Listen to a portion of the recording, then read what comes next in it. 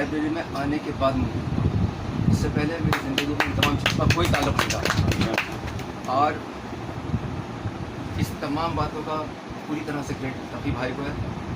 تقی بھائی میری قدم قدم پر رہنمائی کرتے ہیں۔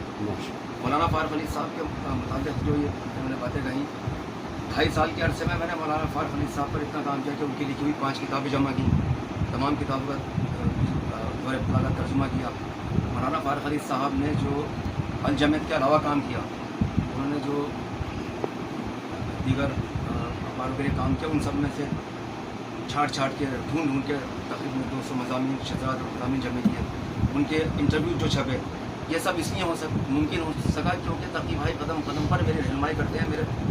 جب میرا حوصلہ ٹوٹتا ہے یہ مجھے سنبھالتے ہیں، اور میں ان کی رہنمائی میں یہ سارا کام کر پاتا ہوں۔ لیکن اس سے ضروری ایک بات بھی یہ کہنا چاہتا ہوں کہ جب میں اس لائبریری میں پہلی بار آیا،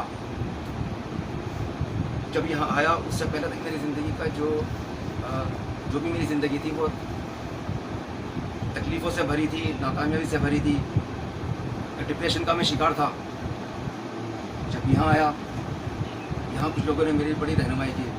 نعیم بھائی نے مجھے بہت سپورٹ کیا، خلیل بھائی نے میرا بڑا حوصلہ بڑھایا، پروفیسر صاحب نے مجھے لکھنا سکھایا، تقی بھائی نے میری رہنمائی کی۔ ان سب کا ہی یہ سارے جو میرے ساتھ یہ واقعات ہوئے، ان سب کا نتیجہ یہ ہوا کہ میں کچھ لکھنے کے قابل ہوا۔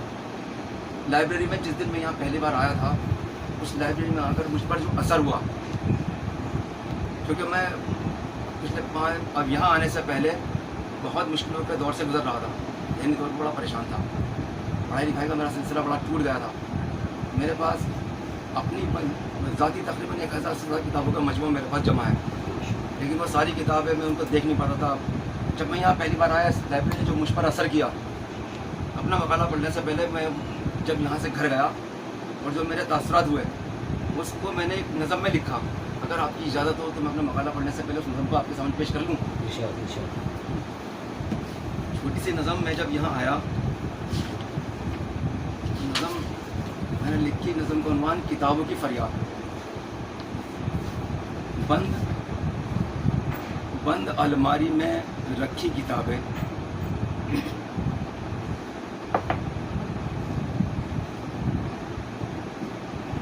جب گھر میں گیا، رات میں میری تقریباً 3 بجے آنکھ کھل گئی، اس وقت میں نے یہ نظم لکھی۔